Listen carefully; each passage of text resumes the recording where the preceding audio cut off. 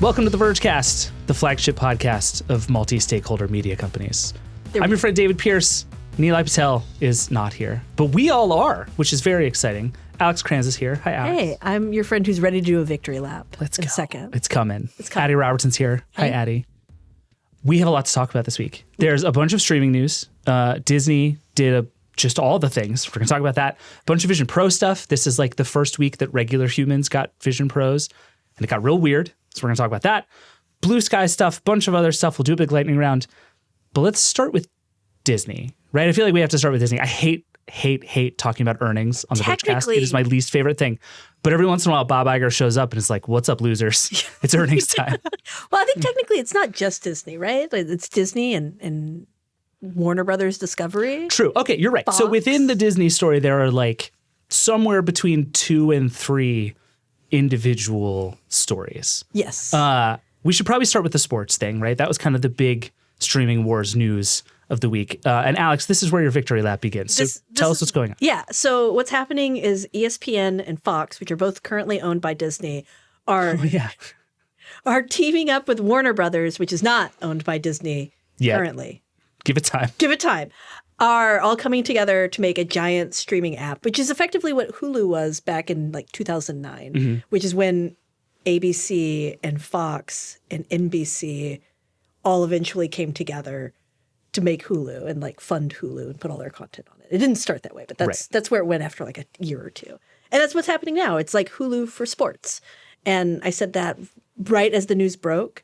And then as more came out, it was like, yes, I'm right. It is Hulu for sports. Yeah, you were increasingly vindicated. Yeah. So, okay, let me see if I understand this, because we've gotten sort of bits and pieces of information about what this thing is. But it's a streaming service that is launching later this year sometime. Yep. It will have a name. Yep. We don't know what the name is. Warner Brothers is involved, so it will probably be stupid, but it will have a name. It's going to be a mix of all of the linear networks owned by those companies, right? So like all the ESPNs, all the Fox Sportses, ABC, all the TNTs of the world. TBS. And just like those full channels, Yes. right? It's just like it is live television of those channels, sports or not sports, right? Right. Okay, because that was one of the big questions is like, is this just sports? Is this not? It's just channels. Yeah, it's Here's just some channels, but it basically is sports. Okay. Right. And so it's going to be like, it's going to be all of these different sports things. And then Disney is still saying they're going to do something with ESPN as its own standalone, which has me wondering what the hell's going on with the ESPN Plus, which I think you are one of the few people I've ever met that was like, yes, this is a rad service. No, this is good. Okay, you're explaining that this makes no sense. Yeah. Which is the thing that I have been trying to figure out is, does this actually make any sense? Because all of that is there, right? And then there's going to be what I think amounts to like individual sports, right? So the stuff on ESPN Plus, the stuff that Warner Brothers gets through the Bleacher Report, the stuff that Fox has streaming, like all that will also exist inside of this Hulu for sports Theoretically, yeah. thing. And that's it, right? It will have its own price. You can pay for it. But also, if you want to watch all of that stuff on the other services that are also part of this, you can. And a lot of that stuff will also be on cable because it's just the cable channels that you're getting in the streaming bundle. So what is this thing? I think it's like a question. A thing I hear a lot from my brother and sometimes from you and Nilay, but you guys are much more technically savvy, is streaming is really hard if you want to watch sports. Like my brother is constantly complaining because he thinks, okay, I have this sports service. That means I can watch the Cowboys anytime I want. Well, the Mavericks now. Now I can watch the Mavericks anytime I want.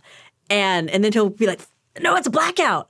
And it's really annoying. And he has to then go buy another streaming service, or he has to find someone who like can like stream just that one channel to him. And it's all stupid and confusing. And this, I think, is going to potentially reduce that confusion, but not a lot, because sports streaming is still a huge mess, because every single sports like owner, like NFL and everybody, is selling their rights all over the place in all these different ways and like trying to put all of their eggs in every single basket. And it feels like this is kind of solving for that, but kind of not. Yeah, it feels like, I don't know, Adi, does any of this make any sense to you? Can you explain this to us? Sports. As the resident sports lover. Yes, the person who clearly knows anything about sports. I mean, this seems mostly That is absolutely the impression I get, is that sports is the great thing that streaming hasn't managed to do anything with yet. Yes. Which also I think means that there's more of a piracy ecosystem around it in a lot of ways. And I do wonder what impact that's going to have on this at a time when my sense is piracy in all the other areas that streaming once decimated has grown a lot. Yes. That's interesting. Yeah. I don't really pirate anything except off of Alex's Plex server. Totally legal. But I have watched more sports than I'm proud of on like a TikTok live stream because I literally couldn't find anywhere else to watch it. I generally feel like if I try my hardest to find a legal way to watch something and there isn't one, it's no longer my fault, which is not a good legal argument, but it's how I feel about streaming. And often with sports, I'm like, okay, I pay for every single streaming service I can find that will show me sports. And still there's like a 1 in 3 chance I just can't watch whatever is on. And you pay for live TV too, right? Not anymore. So I got rid of cable. But this is part of the whole thing is like the only reason now to have cable is if you like sports because it is the one place that generally has all the sports. Unless you want like if you're big into like college volleyball, you're on ESPN Plus, right? But for the most part, live TV is like the last bastion of it's just where all the things are, which is very funny because now that's the biggest problem in streaming is there is no place where all the things are. So we all just want cable again. Well, and there are also these smaller services that do live streaming that sports is kind of what they do. Like I think Fubo is one and Sling TV is another one where like they still have all of these channels. And so they've been making $40, $50 a month on people for just this. Right. And they're about to get bodied. Do you think so? Like, is this the end of online live TV? No, I don't think it's the end of live online TV. I think it's probably going to be devastating for a few specific companies, like Sling and Fubo. Yeah. Right? I pay for Sling exclusively to watch sports, Yeah. and I will stop now. Hulu's going to be fine, right? Who else does live streaming at this point? YouTube TV is the big one now. yeah. And YouTube TV has even made a big deal out of sports as the reason to have YouTube TV. Like they got the NFL Sunday Ticket deal they paid a whole bunch of money for. It's the core thing that YouTube TV is a sports package. And increasingly, if this thing works, and there are a million reasons to think it might not, like, did you guys see the news today that the leagues were blindsided by this and had no idea this was coming, which is bananas. And I feel like the FTC is going to be very busy with this soon. I'm actually curious why this hasn't happened earlier. With everybody bundling together? Just the sport, like someone making a really big play for a large live sports. It's because partially the leagues don't like the leagues want to control their rights. Their rights are super, super lucrative, which is why Google spent a ton of money to get YouTube TV and the NFL sports Sunday Ticket. Yeah. There we go. Sports ticket. Sports tickets. Sports It's the same thing. It's I think it honestly begins and ends there. It is so expensive to have sports. And it is like the last thing that is that expensive. And I think it spins both ways, right? I think for a while it was like, oh, okay, we can use sports to grow our own thing. Mm-hmm. And I think it was when Max launched that they made a big deal out of Bleacher Report being part of it, right? They were like, we have HBO and we have Bleacher Report, as if those things were like equals. And that didn't really work. And now I think all these companies are at a point where it's like, okay, if you're trying to buy sports rights, which again are the best way to win in TV, right, is to like, if you have the NFL, you're going to have a successful television business. It's just how it works.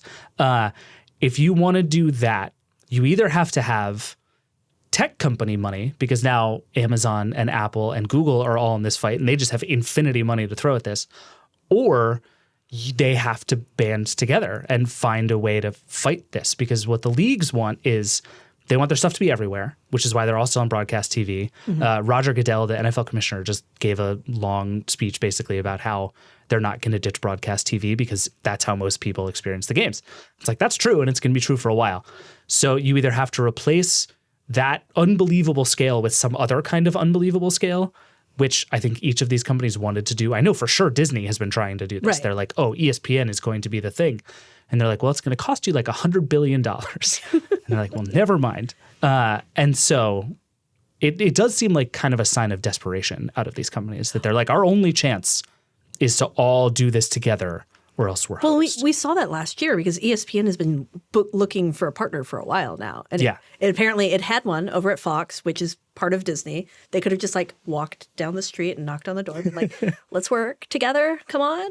And I guess they finally did. And then Warner Brothers, who has very, very vocally, like David Zaslav, has been like, anybody want to do business with me? I'm ready to do business. Yeah, he's like, I'll buy you, you buy me. I don't care. Whatever let's you just let's sign some checks. And this like is a great deal for them because most of these big channels are owned by Disney. Only a few of these channels are owned by Warner Brothers.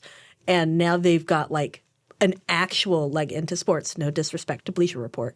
They've got an actual leg into like live broadcast sports. Yeah. And that's huge for them. And then these other two have some money bags over in the corner who are going to pay them more money and hopefully fund whatever massive lawsuits I guess they're going to deal with from the leagues and probably the FTC. It does absolutely feel like the kind of consolidation that the FTC right now is. It's going to be like, Yeah. Do you think I've been going back and forth on this because on the one hand, it's just a thing they're all doing together, right? And I think the case that they seem to be making to each other and to the sports leagues and to the world is like, this isn't a new product. We're just taking a bunch of existing things. Like one of the things I was reading made an interesting case that the fact that they are linear streaming channels and not some new way of disseminating the content is how they managed to do this without signing new deals with the league. And I don't know if that's true or not, but I assume the case that they're going to make is this is okay because it's all, stuff we were doing anyway, we're just packaging it differently. But I have a hard time imagining that's how it reads to feel Lena like Khan or anyone else. We've just spent a bunch of time talking about the small streaming players that are going to get bodied by this. And that is just the biggest argument that people could make. yeah.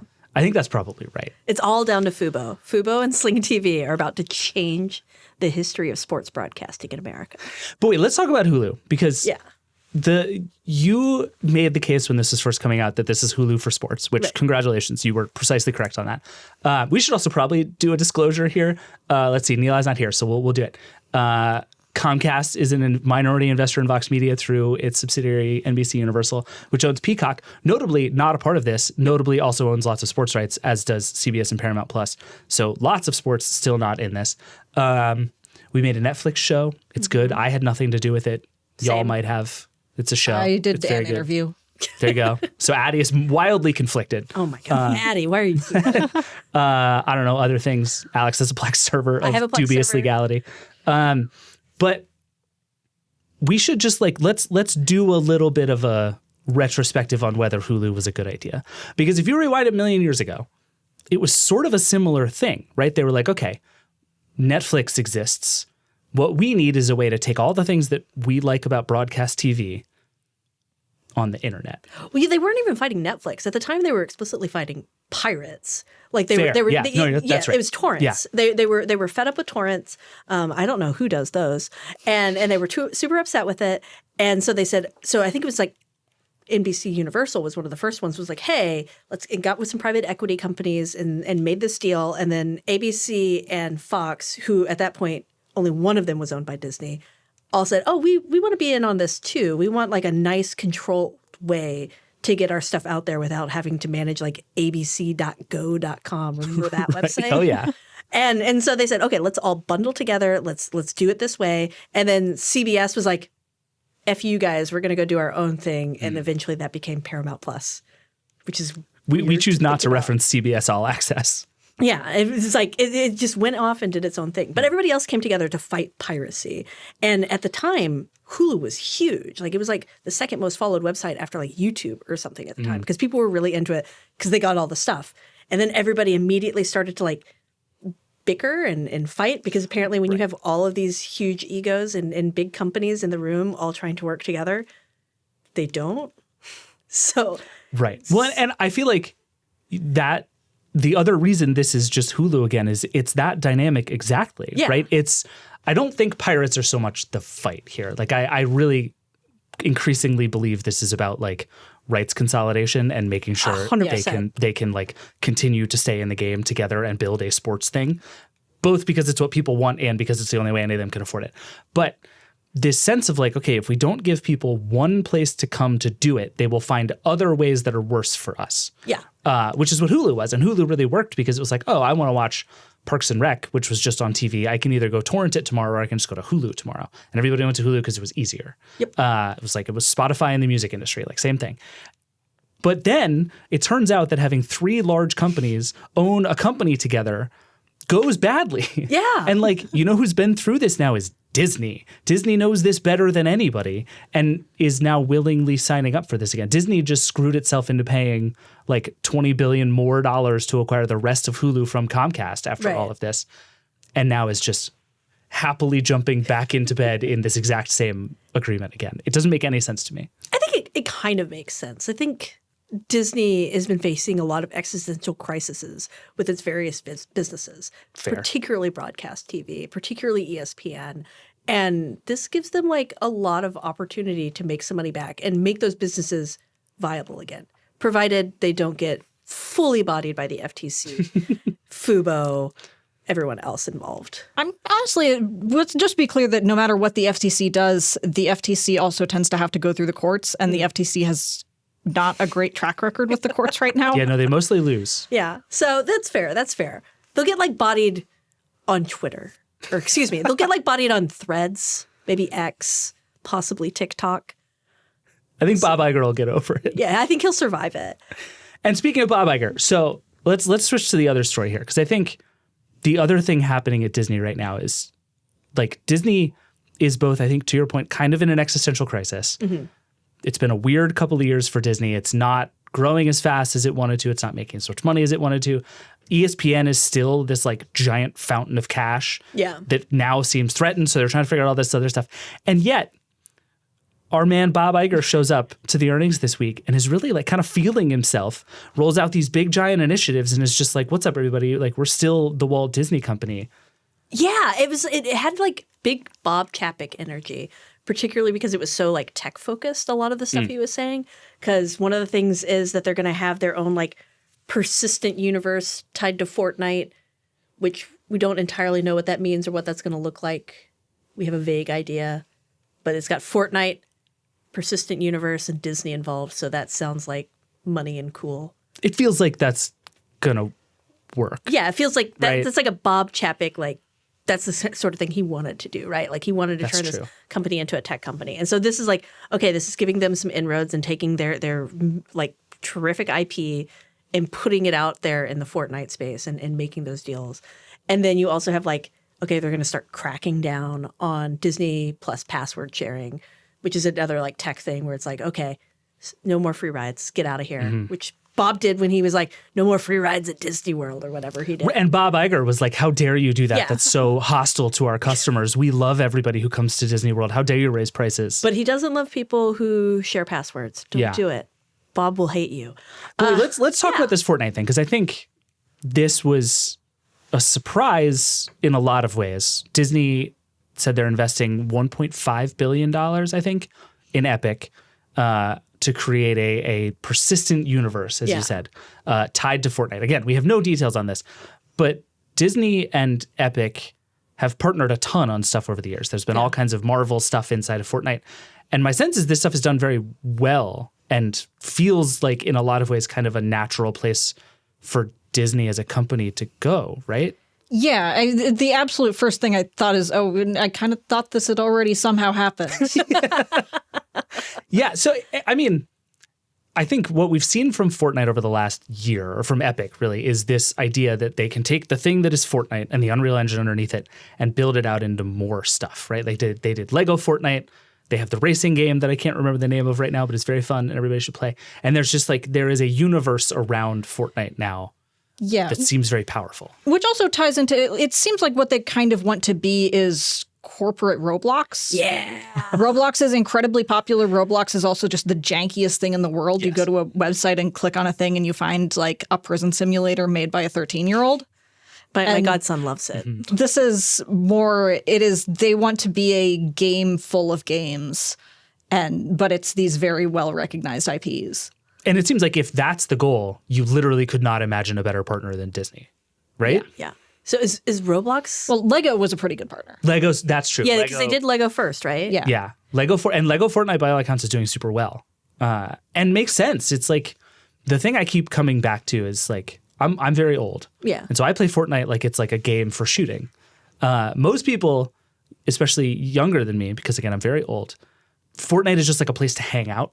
It's just like, a place to like do fun stuff. Yeah, and there's like there are purely creative worlds in Fortnite where you just go to build stuff, and it's the Roblox is kind of the same thing, right? Like the being there is the point, and like Disney World, it just is digital Disney World in so many ways, and I feel like Disney. I'm almost surprised Disney didn't try to do this itself, but it seems like a big bet on who is going to win this race that it would pick Epic to go with. I also think the scaffolding of a game, even if you're mostly hanging out, is really important just because we have seen at this point 2 or 3 decades of things like MMOs tend to be really successful, even if people are using them to get married or hang out with friends, whereas things like Horizon, where the entire goal is why don't you do the things you do in real life, but you can't actually get any of the sensory experience, it seems like people just don't.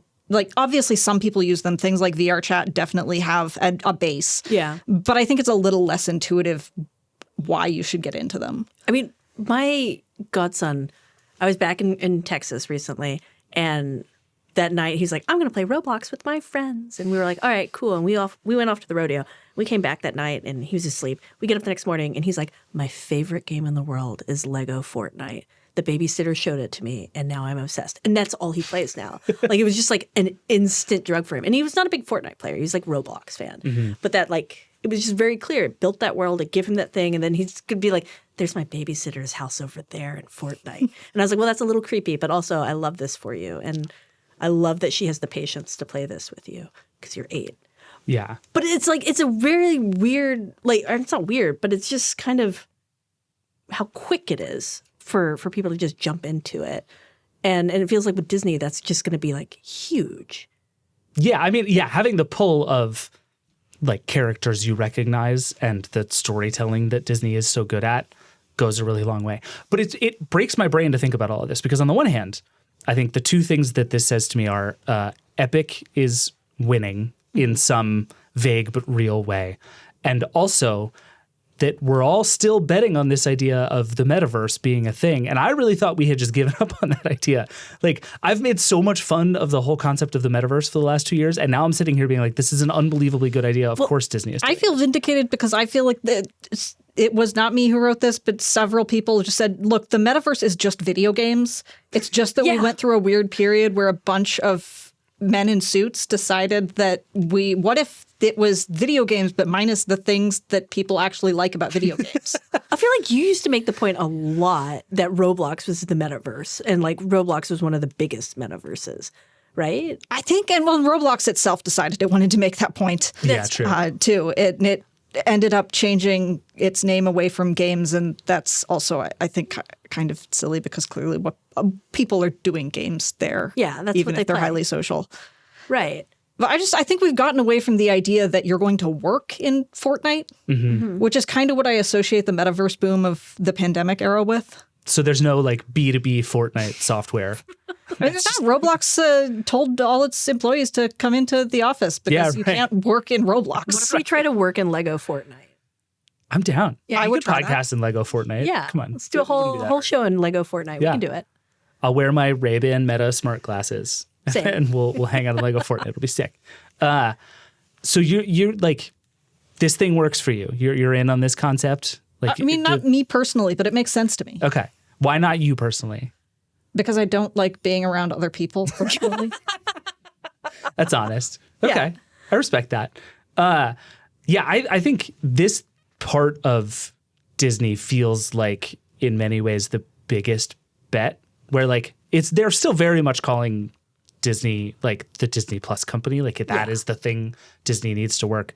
But Disney spent, I think, $2 billion to do a gambling thing that will work because it's sports gambling and it can't help but work. Doing great, yeah. But this feels like in terms of sort of big swings with a lot of room for error and a lot of like monstrous room for success, the Epic thing seems like it could be a big yeah, because I feel like Disney, when it comes to games, has had like a very mixed run of things, right? Like they've had some good stuff, they've had some bad stuff. That's true. Disney's not. I'm trying to think of the good they've games licensed based on stuff, Disney IP, and they're just right. not Like that they've many. licensed stuff, so you have like Kingdom Hearts and There are many Star Wars games. all of the Star Wars. They do exist. Right, but then Are they good and fun and exciting and worth playing? Disney's also had like its They're own out there. internal studios, and then it's like moved away from those internal studios. I think under Bob Chapek, it did a lot of like heavy reorg with the studios, and so this is like an interesting, almost like return to form for Disney to be like, oh yeah, games. Yeah. I mean, the thing I associate weirdly most with it is Warren Spector's Epic Mickey. Yes, which I don't that's think what I was anyone thinking would of really too. call an absolutely massive financial success. No, but it was like that was the most Disney of Disney games, right? Like that was like anytime I think of a video game of Disney, I go back to him being like, yeah, you're gonna paint your way like into the future with like Mickey Mouse. I just want to say, I just symbolic of that period, though. That was like the height of prestige AAA single player games. Yeah. I just Googled best Disney video games ever just to make sure there wasn't like an obvious one I was missing. And we're looking at things like Castle of Illusion starring Mickey Mouse from 1990 and Quackshot from 1991. Like the track record's not amazing. Yeah, yeah, and so they've got all these terrific IP that they've been very good at selling out to other companies, and now doing this with Epic in what seems like is going to be a much tighter relationship. I'll be really curious to see what happens there, and also if it explodes, it's going to be like really interesting to watch. It's also very fun that this is one of Apple's best friends partnering Yes. with one of Apple's mortal enemies, Yeah, which I just enjoy very much. Like Bob Iger and Tim Cook are going to have a lot of very polite, very testy phone calls over the next couple of years, and I'm very excited about it. It's going to be great times. oh my god. I mean, Disney was a big launch partner, supposed to be for the Vision Pro. Yeah. Yeah, you can go hang out. You can watch a movie like I think in Darth Vader's palace or something. I don't remember if it is that exactly, but yes, it is Disney, definitely Star Wars themed. Yeah. I think there's one that's like on the volcano planet where he lived for a while. I know far too much about Star Wars, apparently, judging by both of your faces. Oh no, I remember all those things. I'm trying to remember because I went into the theater and I do not remember where it was. I wanted to say Tatooine. Was there? There Oh, was a Tatooine. There was That a I know. Tatooine, I don't know if there yeah. were others, but there was definitely a Tatooine. Maybe I just made up Darth Vader. I want to watch a movie on Darth Vader's like throne. It's a good idea. in his Listen, I giant know for lava sure house? Bob Iger is listening to this podcast. So Bob, get Do it it. done. Make it happen. Come on. All right, one more thing before we switch gears and take a break here. I don't know if you guys saw, but the feistiest argument of the week on Threads, everyone's favorite feisty social media platform, was about Apple TV Plus at HBO. Yeah. And I just want to feel everybody out on how we feel about this. So Wired wrote a story basically positing that Apple TV is the new HBO and that it is where you go to get basically nothing but very good things. They don't do that much, but the things that they do are very good. And then Lucas Shaw, who's a reporter at Bloomberg and very good and knows this stuff better than most, quote tweeted somebody saying something to the effect of, anyone writing something like this should be required to say that nobody watches Apple TV Plus. And the feelings that brought out in people on the internet, people blogged about it, people posted about it, people got very angry at Lucas. Somebody called him a funny name that he then quote tweeted, and it just became this whole thing. But I think the question underneath it is like, is Apple TV the one now? Like, is it the best one? Is an interesting. I mean, here's a question: do you like science fiction? Sometimes. Okay. Do you like weird modernist takes on historical women's stories? Yes, Okay. universally. And do you like This Ted is Lasso? scarily accurate. If you like those three things, then like Apple TV is great. I think Apple TV Plus is very much like HBO in that it has really high standards. It maintains those really high standards. And like HBO, for a very long time, nobody watched it. Everybody's just like we love to be like, oh yeah, HBO, Game of Thrones. Game of Thrones is huge. It's massive. And a ton of people watched Game of Thrones.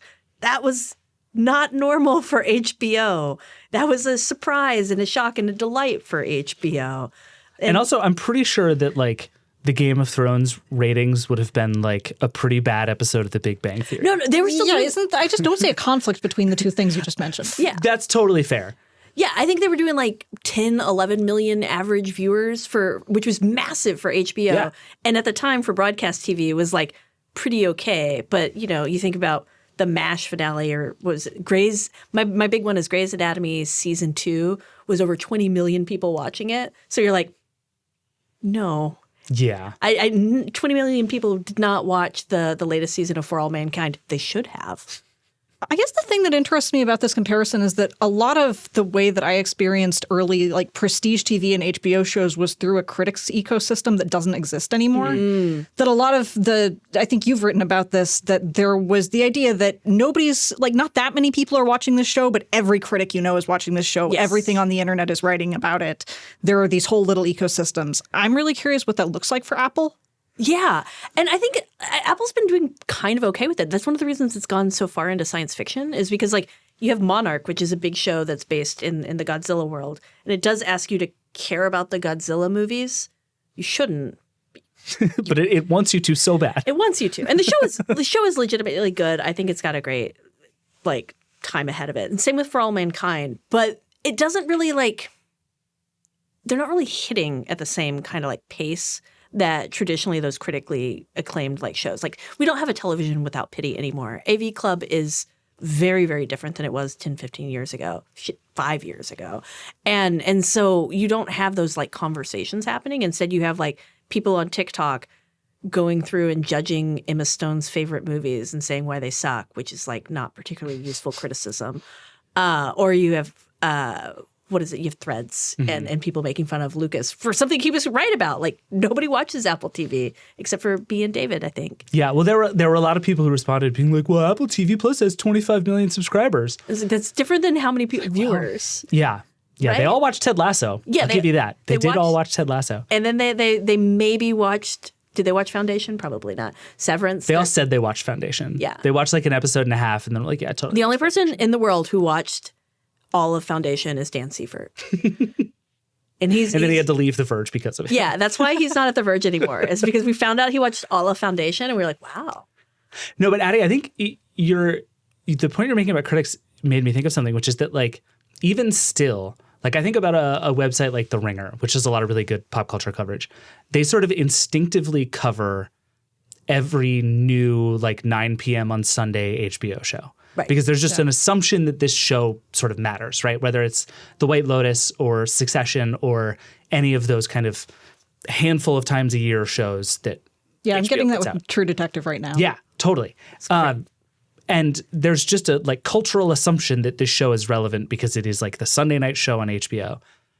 Apple TV definitely doesn't have that. No. Like I could not tell you what day any Apple TV show comes out, which I think is like a meaningful thing. Was Ted Lasso Tuesdays? I honestly couldn't tell you. Like the only streaming one in general I remember was the first season of The Mandalorian on Disney Plus came out Friday mornings. And I had friends who would literally like wake up early in the morning on Friday morning to watch the show in order to like be able to talk about it at work.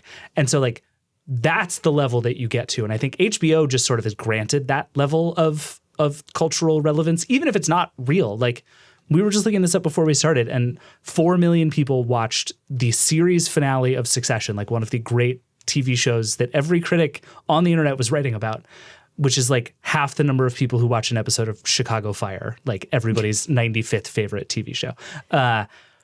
But nothing has hit that sort of cultural relevance that HBO just gets to have because it's at HBO. Yeah. And even though Apple TV has a lot of good shows, I actually think like if you just took 50 random shows from any streaming service, I would bet that Apple TVs are better than any random 50 on any other streaming And service. that's what they were. I mean, that was like the kind of the core argument, I think, of that HBO piece, the Apple TV Plus piece, was that, hey, it like pound for pound, it's hitting above its weight. Like it's doing really well. I think that's probably right. But it's also, it's not doing True Detective numbers. It's not doing Chicago Fire numbers. And historically, Prestige TV doesn't do Chicago Fire numbers. That's why part of why it's Prestige TV is because a lot of people say, I don't want to watch that. It's too smart. It's too prestigious. It's too prestigious. I will say, though, and we need to take a break, but Yeah. Criminal Record on Apple TV Plus kicks ass. I'm pretty sure it's not going to land the plane and it's not going to make any sense at the end, but it's like 5 episodes in and they've all been great. So I love this. Highly recommend, but I might take that back. Anyway, we need to take a break. We'll be right back. All right, we're back. Let's talk Vision Pro. So as you're listening to this on Friday, it's now been a week since the Vision Pro came out into the world. We've got a bunch of news, but Adi, I just want you to describe the vibes of what you've seen from a week of Vision Pro being in the world. It feels like I've seen sort of three things. One is everyone noticing all of the little annoying things about the Vision Pro that Nilay and the rest of us noticed. Two is people going, oh, wow, I'm like a developer, or I'm a person who is interested in technology, and this thing is a technologically interesting system. Both of which were, I feel like, kind of prefigured by our review. Yes. The third is, this thing's really expensive. This is a cloud symbol. Agreed. And that is the one I should have seen coming more than I did, I think. I sort of took it as, this thing is really expensive. Maybe it'll be kind of ridiculous and gauche to wear outside. Holy God, was I wrong? No. Oh man, was I wrong? You're right. You're still right. Don't. It's still gauche. I'm right in the abstract. I'm wrong in don't actual give these reality. people power. I mean, what was it? I think Jake posted something on the site. The headline of the quick post he did was just, it's been 10 hours. And this is a video of a man in his car driving while wearing a Vision Pro, which we knew was going to happen. And we got a bunch of Cybertruck, impressed posts from people saying, boy, you guys called this. And I kept being like, this was not a tough call, guys. This was what it was going to be. But now we've seen people walking around the mall. You see people on the subway. You're totally right that being the person with this out in the world makes you interesting. And I don't think that'll last, but it's very much where we are right now. Yeah, I feel like there are two ways this could go. One is the iPhone, which having an iPhone in the early days, if somebody else had one, you were like, oh my God, iPhone. Totally. The other way is, I remember Google Glass. I remember the period, the week or two where Google Glass, it was like, oh, this is so exotic. All of these models wear it. It's like this incredibly exciting sci-fi thing. And it looked a lot cooler than the Vision Pro, frankly. Yes. And then within a month or two, you were getting banned from bars. Yeah.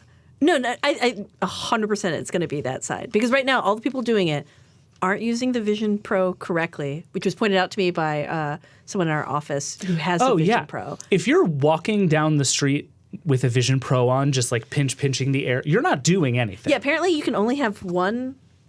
Apparently you can only have one window open, and you have to hold it like this all the time. So theoretically, the only way to actually make carrying your window down the street, walking around like that, and I'm like, yeah, you guys. And he got so mad. He was like, they're not doing it right. You can only have one window at a time. And he was walking through the office, showing us how it works. I was kind of hoping it would be you wake up in the morning and you walk to the subway, just sort of leaving browser tabs behind you. Yeah. And then you just pick them all up on the way home. you come back out, you put it on, and it's oh, cool, there's all the stuff I had to do today. That sounds awesome. That is super not how it works. No. I would just like to note also, this is a thing that I've had many people mention about pass-through is I am waiting. Someday this thing is going to crash while you are wearing it. It is going to be incredibly annoying to suddenly be blind. Yeah. While you are driving. Right. Don't drive with it. Yeah. Don't be dumb. Yeah, that's a good, just quick PSA. Don't do that. Just don't do that. Well, I think when the Wall Street Journal did theirs, when Joanna did her review and she did a ski slope thing, they just shut down the ski slope because they were like, oh, we can't have other people on this slope with her. And what if she goes blind right into somebody? Can't have that happen. So it's oh, boy. Don't drive with it. I like that Joanna shows up and she's like, guys, I have an NDA. I have to do this separately. And they're like, don't worry, we won't anyone run around you anyway. You're cool. But it does seem like the people have landed on the thing that we've all been talking about for the better part of a year now, which is this thing is a television. That seems to be overwhelmingly the takeaway is like you're saying, there's some cool technological stuff going on here in certain engineering ways. This thing is masterful and amazing, kind of useless for a lot of things, but holy crap, is it a great TV watching experience. That's the thing I've seen overwhelmingly seems to be that. Which is driving me insane because it is a TV that I cannot use in the way that I would use a TV because it is single user. The single userness of this thing has been driving me just up a wall for a week. Yeah. Oh, no, I completely agree. And I'm getting mad watching you sitting here. I'm angry. I'm genuinely angry because I have so many electronics and I share them with a person. Yeah. And the point is we are both able to use this thing. And I can't, it's not just like, oh, it's fitted for your face or whatever. It's, you literally can't use the interface. Right. It won't recognize your eyes. Yeah, we haven't all been using Nilai's review unit because we can't. Right. I mean, you can start a guest like, to be clear, the thing that happens is there's one person who can own this thing. It recognizes them. You can start a guest session by pressing the button, and then you have to do this like minute-long calibration process of picking colored dots out. Yeah. And then it can recognize you, and it can recognize you basically until it swaps back. And then you have to start a new guest session. So gets to be one designated TV user in the house. That's it. No one else watches TV. Everyone else has to spend a minute getting their TV ready.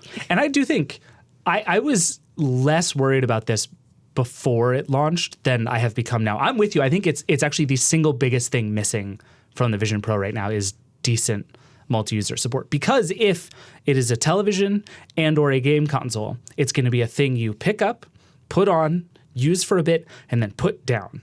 Right? It is a like very much an episodic device, like all headsets are right now. Like Chris Grant made this point on this show a while ago, and I haven't stopped thinking about it ever since. I was like, oh, why aren't there VR games that are fun to play for 8 hours? And he was because like, who the hell wants to play a VR game for 8 hours? Like, I think that's right. And so the idea that I take off my headset and put it down on my couch, and the headset is the television, and my wife can't then put it on, is stupid. Like there are people who are saying, you know, it's lonely and you can't watch TV alone, or you have to watch TV alone in it. And I both think that's true and also kind of overstated. Like a lot of people spend a lot of time watching TV alone. I think that's basically okay. Yeah. Somewhere Richard Lawler is listening to this feeling very vindicated. But this idea that it would be like no one else in my house is allowed to watch my TV ever. It'd be That's like just the bad. 50s. Yes. Well, or like no one's allowed to use my PlayStation. Right. Yeah, exactly. So like rich multi-kid families. You remember, did you ever have friends like that when you were a kid? And they'd be like, oh, this is my PlayStation. My brother has his own PlayStation. What? And No. you'd be like, I did not have this, no. why do I have that? Why do I have my own PlayStation? And then your parents would be like, because they cost money. Get out. Yeah. Go mow the yard. Yeah, they'd be like, go And because outside. it's That's your PlayStation. extremely easy to switch because every other entertainment-focused computing device on the market, except maybe the iPad, recognizes you're supposed to have multiple profiles. I just like watching Addie get so mad about I was talking to both Jake on our profiles. team earlier. The fun of being in the office is I get to just randomly get in arguments with people. And he got very heated and was saying that we should start giving every iPad a 0 out of 10 until they give proper multi-user support. And I'm just like, hell yeah, dude! Like, it's a stance. Let's go for it. No more multi-users sevens, are only nothing. zeros. Yeah, I support this. I'm into this. Any other Vision Pro stuff we should talk about? I don't want to linger on this. We've talked a lot about Vision Pro on the show. iFixit did a big breakdown. Oh, of yeah, the that's displays.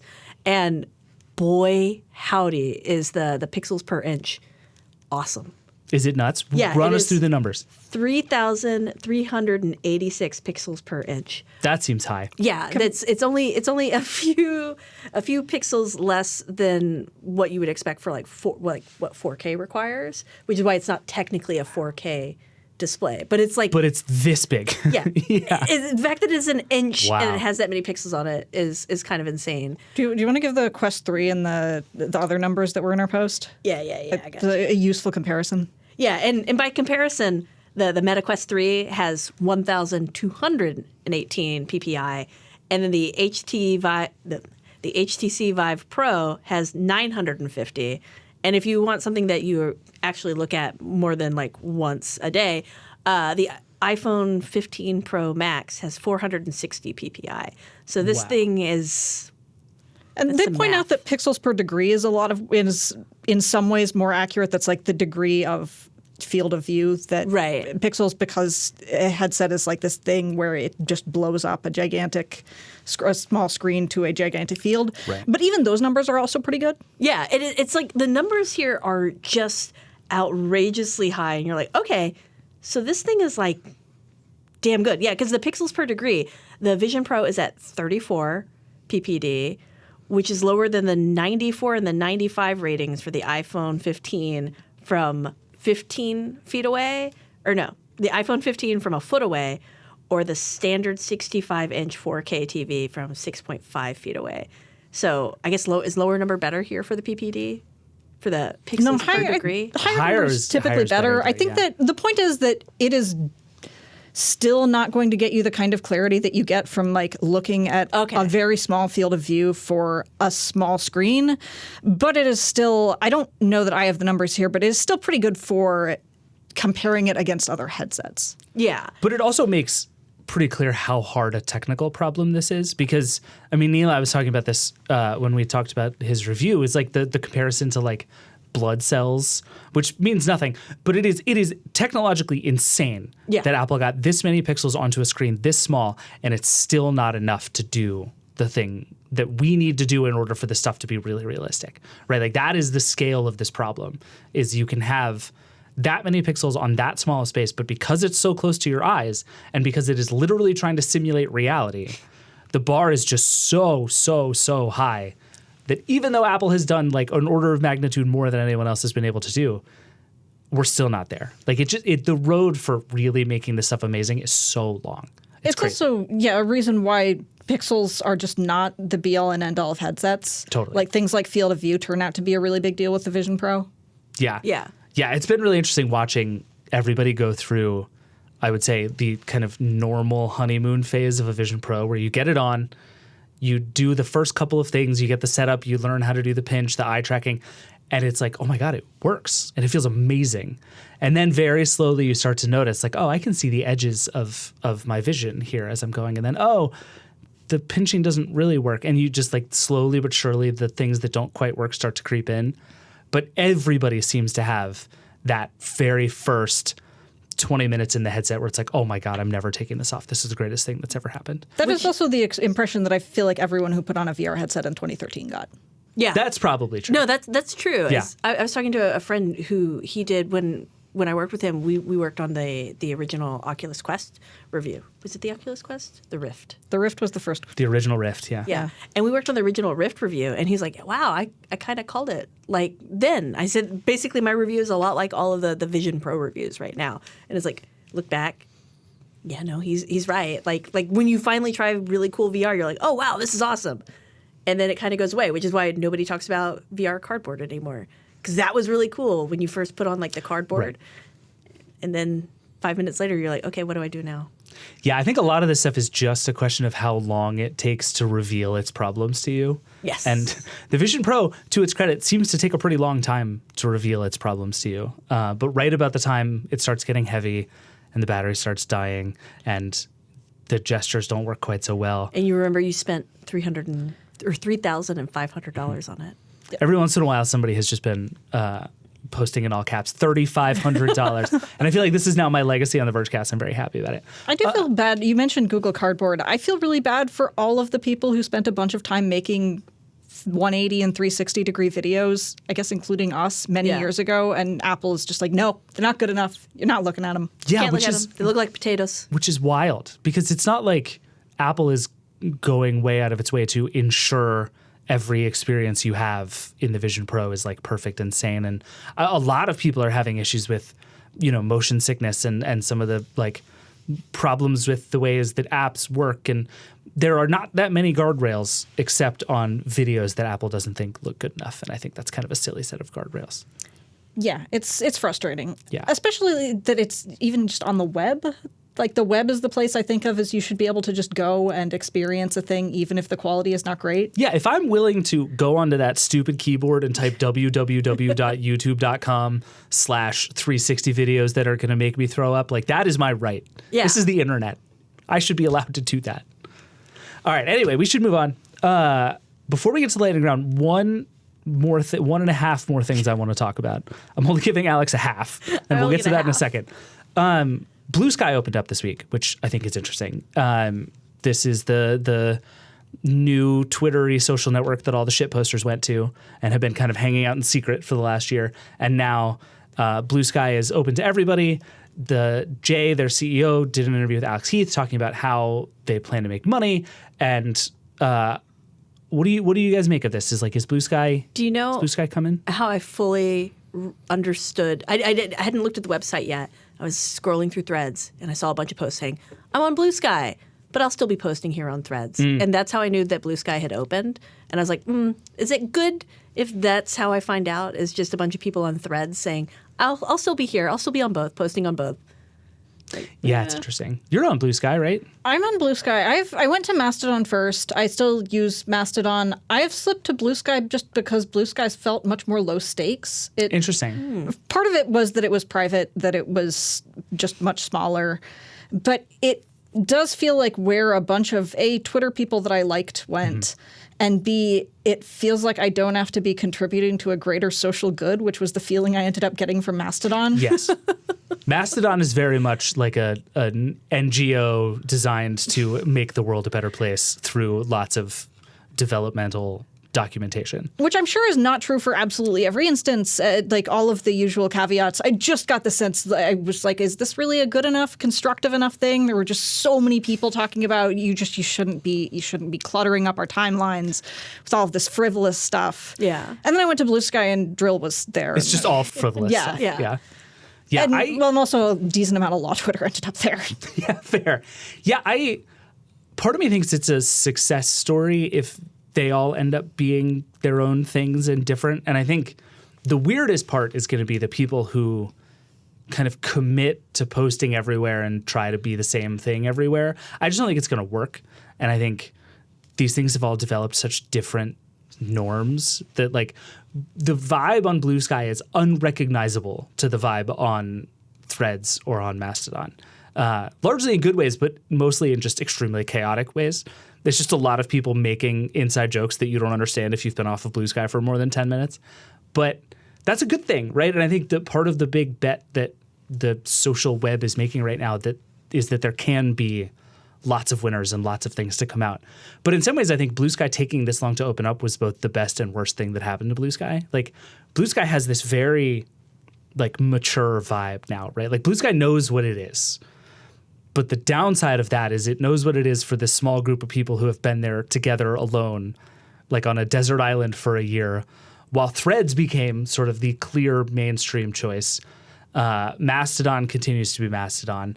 Threads and Mastodon are eventually going to be integrated. And so it just kind of feels like Bluesky is just relegated to forever being an also-ran. Yes. I mean, that's why I have an account, but I don't really participate in Bluesky as much, is because my brain can only handle so much social media.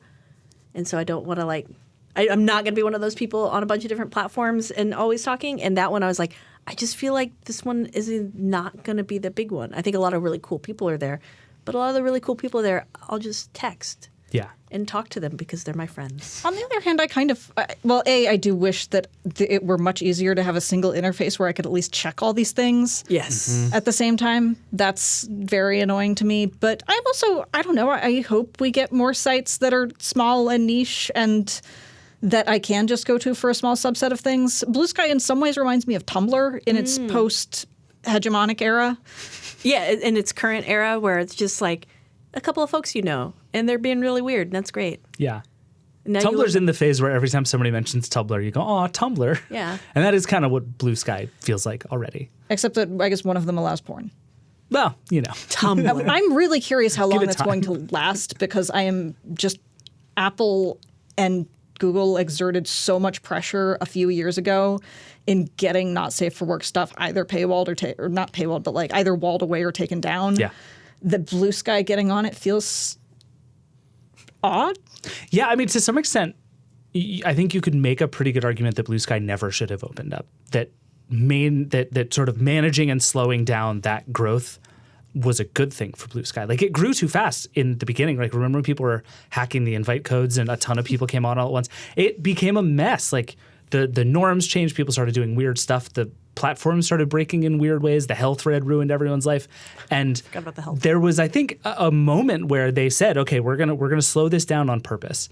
And I think that was the right thing to do then. And I think you could make the case it's the right thing to do now. The problem is that runs against all of Bluesky's stated goals, right? Which are to build a social protocol for the web that is bigger than Bluesky and to kind of reinvent the way that we do everything, which I think at this point, it lost, right? Like we're in a VHS Betamax war with AT protocol, which runs Bluesky, and ActivityPub, which is underneath Mastodon, and which Threads is going to adopt.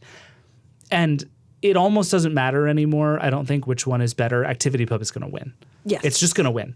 And I think if I'm Bluesky, you either have to look at it and say, okay, do we want to keep fighting this fight that we are now so far behind, or do we go, like you're talking about, and try to be something different and not try to build the next great social media company, but like lean into this thing that we already are, which I think could be very cool.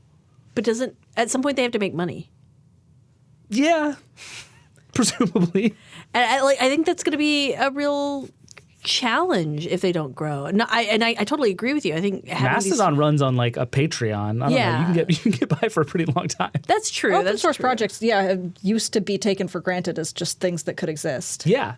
And there's a way to run this stuff as like an okay business that doesn't involve, like, if Bluesky wants to be a $1 trillion company, there are certain things you have to do in pursuit of that, right? But I think my hope is for the next phase of the social web that not everybody tries to be a $1 trillion company, that there are going to be lots and lots of much smaller ways to do this stuff. Fingers crossed. And I think Bluesky, I could be totally wrong, because there are a lot of things Bluesky does really well, and it's a nice looking app. Everybody on there that's where Drill is. It's like it is the most fun social platform on the internet. Like I really believe that. But it is such an unusual place now that I feel like if I had never been there before, it would show up and it would feel very strange. It also feels like a place that you kind of can only really grasp if you were on Twitter. Yes, yeah. but like on Twitter, like capital O on Twitter, and God help you if you were one of those people. It really is. It's full of like decade-old Twitter jokes that if you don't get, you sort of need a glossary to help you understand what the hell is going on Bluesky. Yeah, it's funny. But we'll see. I support all of this. I hope Bluesky works. I just don't think it's going to. All right, Alex. I'm so afraid to do this right now. I have a piece of news about here. what's going to happen. Before we take a break, we have one more story we should talk about for such a short amount of time. Shortest amount of time. In fact, it says, Alex, be careful in all caps. As some of you know, I did make a bet with some people that at some point we would probably see a picture of Elon Musk in little Elon. I don't want to say any other way. I already hate this. Yeah. And we're one step closer because they are currently dealing with a problem on the platform, on X, the platform, where there is a non-consensual photo of a celebrity in the nude. And I mean, it's Drake's nudes. Like, we can just say this. Drake's like, nudes. everyone on the internet knows this. This is why this became a story, right? It led to X being the #1 app on the Apple App Store. I want to just be very clear, non-consensual nudes are not okay. Don't do that. But also, I hate how close we are getting to the big nude where I win a bet. I don't want to win this bet. It's a terrible bet. Everyone loses that bet. Everyone loses when I win this bet. Clean up your act. X, like, stop letting non-consensual stuff just be all over your platform. That's not cool. Yeah, well, and then all this stuff, we were kind of bookended with stories about the Taylor Swift deepfakes being all over X. First, there were problematic non-consensual deepfakes, and now there's a deepfake of Taylor Swift endorsing Donald Trump that's all over the platform.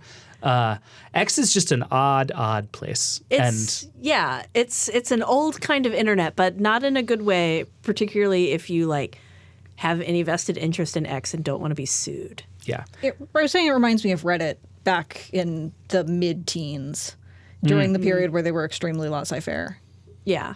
But at least Reddit would like say out loud that they didn't want these things. They wouldn't do anything about it for a long time, but at least they would say, we don't want this awful stuff to be all over our platform. Yeah. You do not get that sense from the leadership at X right now. Well, I think that Elon is definitely operating in a landscape that comes after Reddit's cleanup, in which you can't even just say, I don't endorse this, but it's here. It's like you have to have full-throated endorsement of, yes, the Nazis. Even though, like, look, yes, he has condemned the Nazis. He also just talks to a bunch of far-right people and spreads his own conspiracy theories. And there's just a bunch of stuff that, even though Reddit people, like, hung out with and invited the guy from Creep Shots into their events, like, they didn't end up doing that. Right.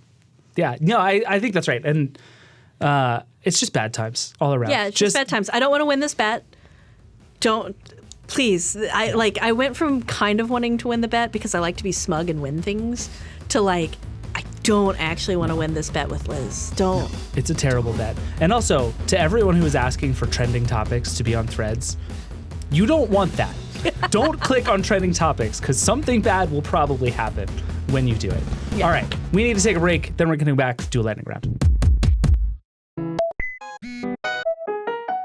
All right, we're back. Let's not talk about Drake's nudes anymore.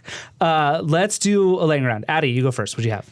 So the FCC has a law against robocalls, and this has said you cannot have artificial voices. Do artificial voices include AI voices? Artificial You would- is in you the would think word. yes. My instinct says yes. And they agreed. Good. Okay, Good for cool. them. Nice. They declared today that that AI-generated voice clones in robocalls definitely do violate the Telephone Consumer Protection Act. That means they can crack down on them. This is partly relevant because the election season is heating up, and New Hampshire has just released the results of an investigation about who was making phone calls pretending to be Joe Biden. It's companies in Texas. Yeah, it was companies in my hometown. Okay, you need to be less excited about this. I mean, look, anytime I see my this is not a hometown's name, cool, like, those are my people moment. if you're not from like New York or like a big town and you see like I'm from Fort Worth, I see Fort Worth in a name, I'm like, oh, cool. And then You just look described a little closer. Fort Worth, Texas, like it's like a tiny town in Iowa. I mean, It's like a large city right Is next it? to Dallas. in this is Texas. so flattering. Thank you. Yeah, I think of it as being a pretty big Look, place. when you're next to Dallas, like they're always over there talking about how cool they are and how you suck. So see. we have some inferiority complexes All right, over in well- Fort Worth. well, and we believe apparently in we you. also have spammers pretending to be Joe Biden. And they were saying like, don't vote, right? Yeah, you got to save your vote. A Yeah, thing that save doesn't your make vote. any sense. Oh, wow. Thanks, Texas. Wasn't that a whole story in the last election cycle that there was a guy who was convicted for posting on Twitter about like telling people not to vote, making fake ads saying you can vote by text message and telling people not to vote? I think you were thinking of Jacob Wool, the troll who, was doing robocalls. And Okay. robocalls they were an issue in the last election. They're obviously also just an issue as part of the overwhelming spam that means I don't answer my phone anymore. Yep, same. I told somebody in an email the other day, oh, give me a call when you get a sec. And they called me 4 minutes later and I didn't answer. It's like, I don't know this number. I'm not answering the phone. Anyway, so now AI has, like it has a lot of things, supercharged this. It's starting to become an issue, and the FCC is at the very least recognizing it's an issue, and we probably will end up seeing more of this. This also seems like we're already kind of deep in the deep fake election in a very real way. If you get a call and it's like, hello, this is President Biden, why would you ever believe that I'd be like, call? oh, Joe, what's up, dude? That's just like whenever you get the emails that is like, this is President Biden. I need your help right now, Alex Cranz. But you would at least think that is a message he recorded, right? It's No. like, you wouldn't? When you see those move on emails, are you like, oh my God, Nancy Pelosi is actually emailing me, David Pierce? No, you're always like, No. this is stupid and not real. Okay, you want the weirdest version of this, though, is that Eric Adams, who you will hear definitely in conjunction with the weirdest of anything, Yeah. he does his own deep fakes. Like he had a bunch of calls where he auto-translated his voice. Yes, I remember that. To make it sound like he spoke languages that he didn't. I'm curious how that stuff is going to end up being affected by this. I mean, hopefully, I would assume it'd be the same way where they're like, no, that's not true. Oh, man. What a legal mess that's going to be. Can you deep fake yourself? I don't know. I feel like maybe just don't do that kind of call. Maybe like just don't. it's so like dumb because it's just like Nancy Pelosi is not writing me this email. Joe Biden is not out here calling me like at the phone banks calling me because do we do phone banks anymore? Is that really a thing anymore? No. Maybe in New Hampshire, but it's just dumb. I'm just like who is answering these calls being like, "Oh wow, Joe told me not to vote." Well, better not vote. I mean, still the send those answer is people to jail. forever Don't do more that. people than you think. Yeah, right? but I'm just like, what? This stuff is a mess, and yeah, we are only at the very beginning of what's to come. Alex, what do you got? My thing is not about Joe Biden or my home state. Okay, well or, then I don't care anymore. Yeah, never mind. It's all dumb. No, it is cool because Ford. Hold on. I almost said Fort Worth again. Ford Worth. Ford Worth. Okay, so Ford has been quietly creating a skunkworks team for low-cost EVs. And that's exciting because cheaper EVs are good. More competitors with Tesla will be good. Just competition in general. We love that. It is also – did you all watch that show, like All American, I think it was called?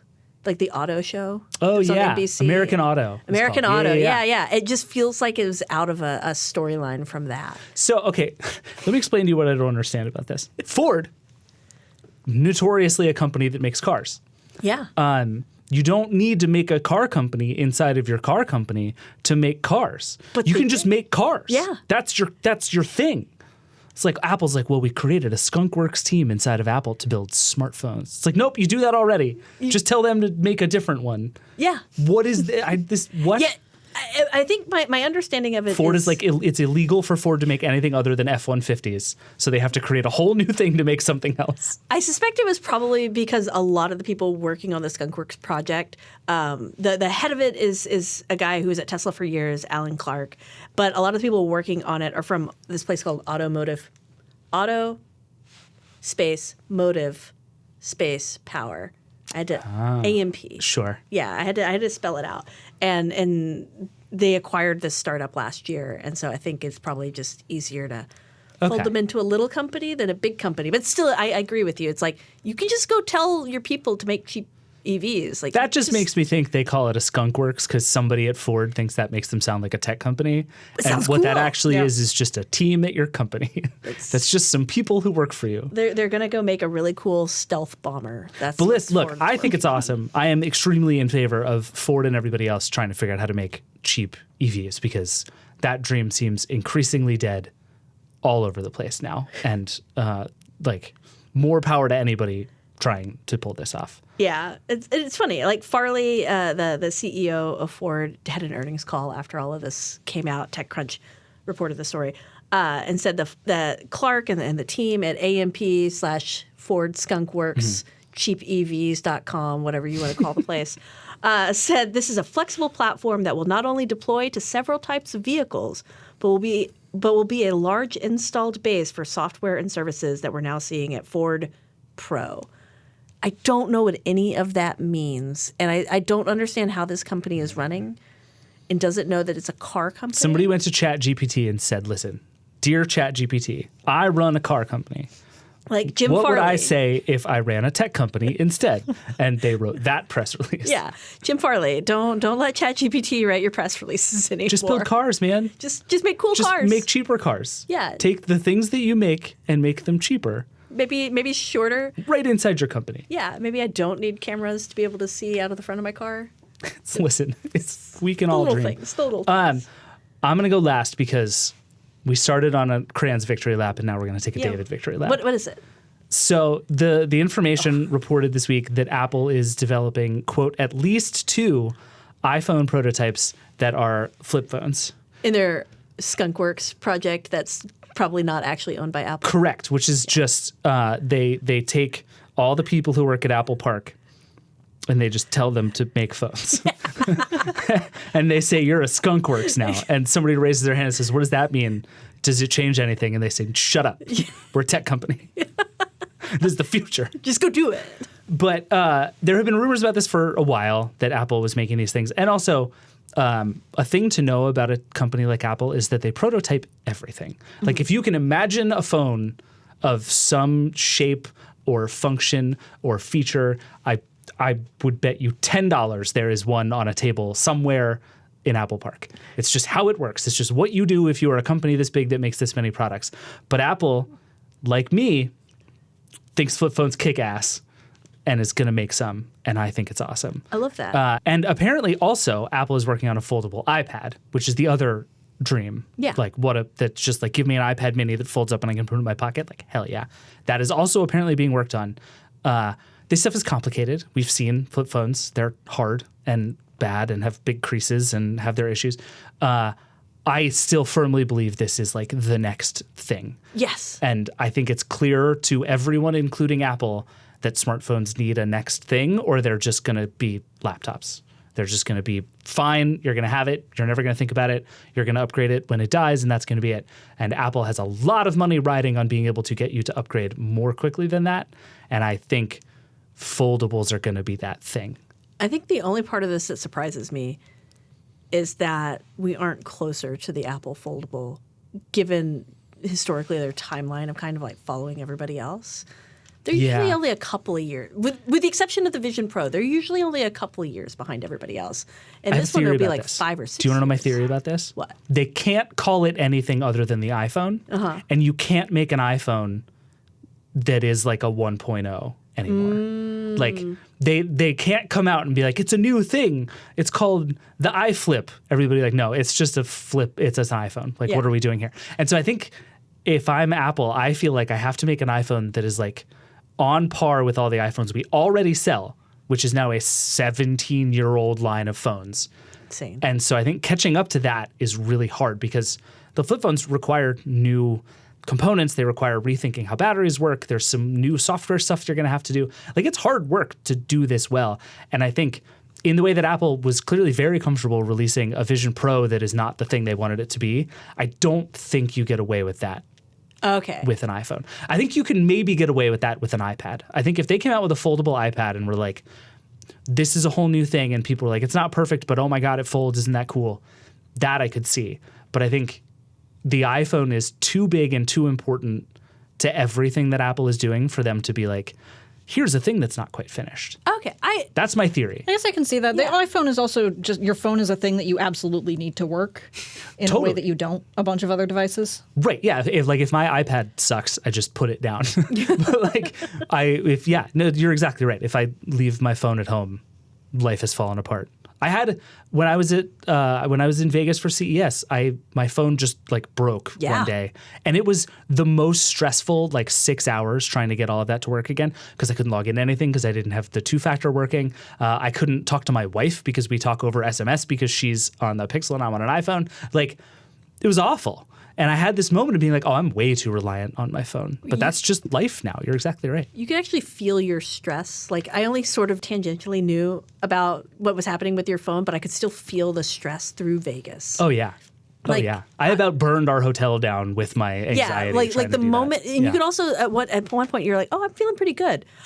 David must have gotten his phone fixed. Okay. We're good. Yeah, now. I had this moment of like, okay, I have meetings to go to. I have things I'm supposed to do today. I'm not doing any of it because my phone doesn't work. Yeah. It's like, what is this world that I live in now? But that I cannot leave my hotel room until my phone works again. Yeah. It's not good. It's not good. But you're totally right. Like that is where Apple is. And so if they're like, here's the iPhone Flip, it might break.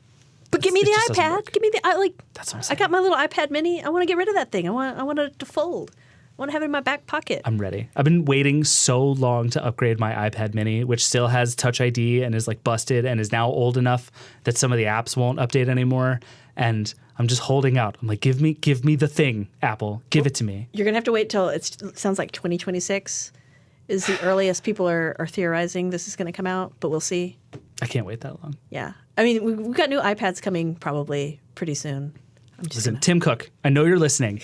You're in a room with Bob Iger right now listening to this podcast. Just ship me one. I won't even tell anybody. Just get me one. It'll be fine. Everything will be okay. All right, we got to get out of here. We've gone long as always. Yep.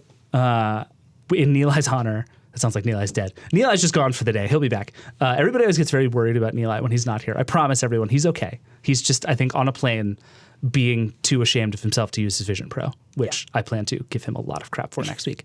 But we need to get out of here. But before we do, one quick thing. We, the Vergecast, are moving to the Verge's YouTube channel starting next week. So starting with the show on Tuesday, all of the Vergecast episodes are going to be on the Verge's YouTube channel, not the Vergecast's YouTube channel. We're still going to use the Vergecast channel for clips and all kinds of other fun extra stuff we're going to do. But if you want to find the full episodes, go subscribe to the Verge channel. If you're already subscribed, hang out there. I think you can subscribe to a playlist on YouTube, which we'll have for the podcast. You can do that too. It's going to be awesome. So do that. Smash them buttons, whatever YouTubers say. I don't know. And until then, go listen to Decoder. Casey Newton was on it. For once, it was a good Decoder episode. And Decoder is also now twice a week. The Vergecast is now on Tuesdays. and Fridays instead of Wednesdays and Fridays. There's a lot of change going on. Love it. But it's the Vergecast. We'll see you next time. Rock and roll. And that's it for the Vergecast this week. Hey, we'd love to hear from you. Give us a call at 866-VERGE11. The Vergecast is a production of the Verge and Vox Media Podcast Network. Our show is produced by Andrew Marino and Liam James. That's it. We'll see you next week.